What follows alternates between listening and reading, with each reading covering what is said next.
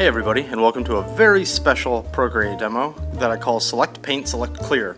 Now this is a technique that I've shown a lot in the past, but not really in detail, and a lot of people have asked me to get more detailed about it. I realize that it's very hard to actually describe this just in writing, so I thought that I'd show it. So here you can see a very slowed down version of it. I just created these simple shapes so that I could try and demonstrate it, which has created the most beautiful art that I've ever made. But anyways, here you'll see it's like blah. This is just to get some shapes down, and then you can see the shadows going in, getting removed, going in, getting removed. Now, sorry for this footage because it's not the cleanest in the world, but here's me actually doing that in more or less real time. I speed it up in a couple spots and slow it down in a couple spots just so that it's clear.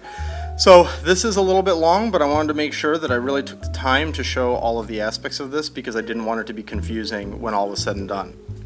So right now, this is just the simple setup to it. I just wanted to take some solid blocks of color, or blobs of color in this case, and create some circles in weird configurations so that we could get something that would set up good for a shadow. Now imagine for a second that these are the flats to a drawing, but they don't have lines right now.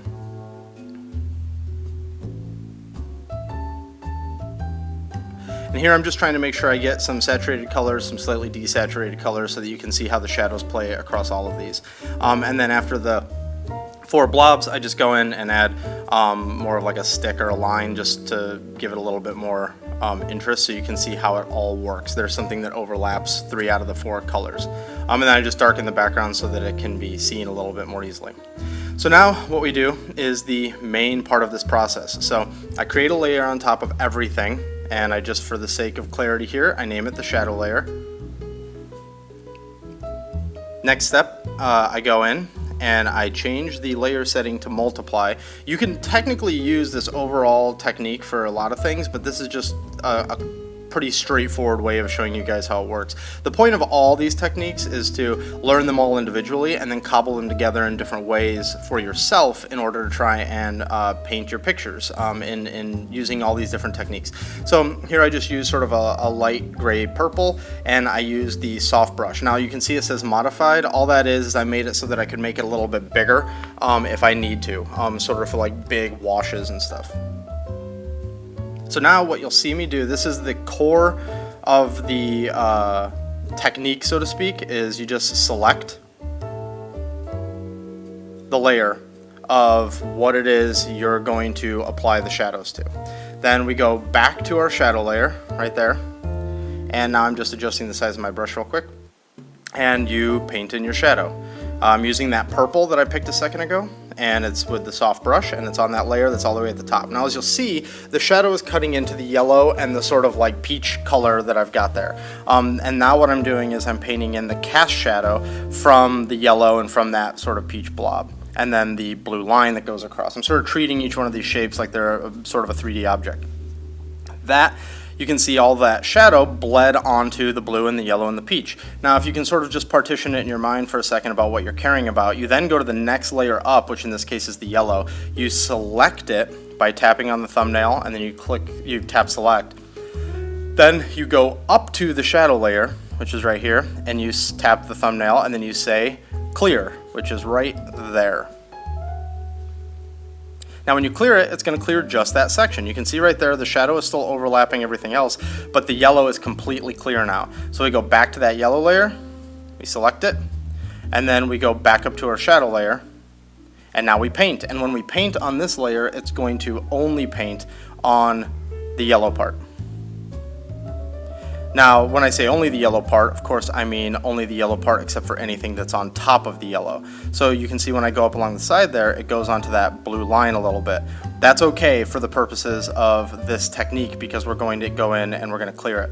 Here I just quickly rotate the canvas so that I can get the cast shadow there. You know, vertical motions are a little bit easier than horizontal motions. Also, I did this on my couch while watching Stranger Things, so this wasn't the absolute best setup. I promise in the future I'll have less of a shaky cam. I'll probably get like a tripod and set it up and all that. So now we repeat the process. Next layer up is that peach layer. Select it, then go to the shadow layer and say clear, and it clears it. Now we go back to the peach layer down below, we select that again, and we go back up to the shadow layer. Now, if you already understand this, you can probably move on with your life. I continue to go through the whole thing just because I want to make sure, again, 1000% that this is clear. And that's also why this whole section isn't sped up at all. I want to make sure that if you're confused about anything, or it feels like maybe something goes by a little bit too quickly, I wanted to keep it all slow so that you could see exactly what was happening. So you can see there when I did the cast shadow from the blue and the cast shadow from the green, it bleeds onto the blue and the green because those layers are on top of all of the others except for the shadow, and then my shadow is on top. So I'm basically just using selections to partition off a section at a time. So now I'm selecting green again, and then I go and I clear it from the shadow layer. Then I go back to the green again. See there, it's clear.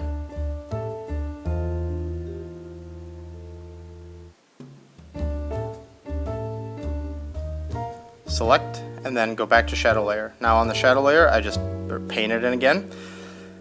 The general, shape, the lighting. Obviously, I've got like sort of like a top right sort of in front of the object lighting. It's not really important for the purposes of teaching the technique overall.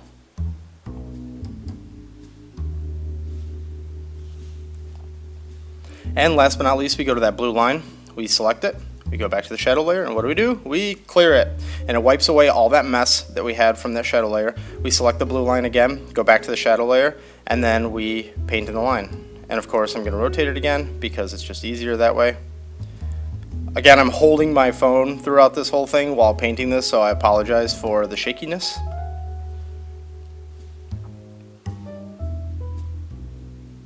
And there you go. So now the blue has shadow on it. So now the reason that you use a method like this as opposed to, say, having a bunch of other layers specifically is because in Procreate, and then you tap that selection button to deselect everything.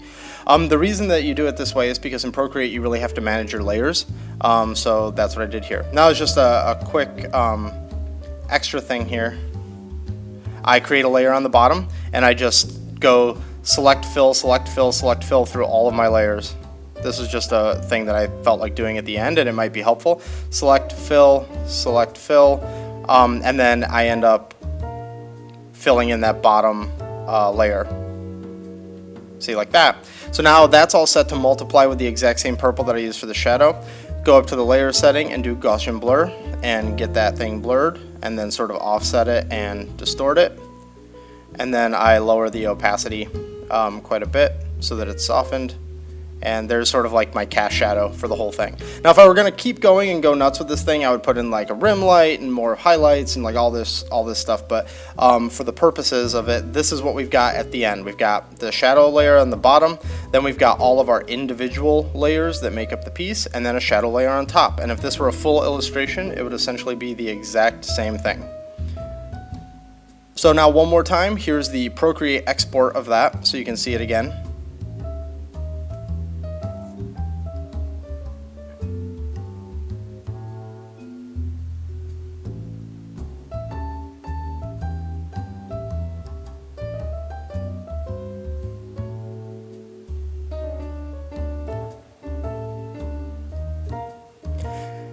And that's the Procreate export 2 times real fast of the exact same process, so you can just see exactly what it looks like, a little bit clearer, a little bit sharper.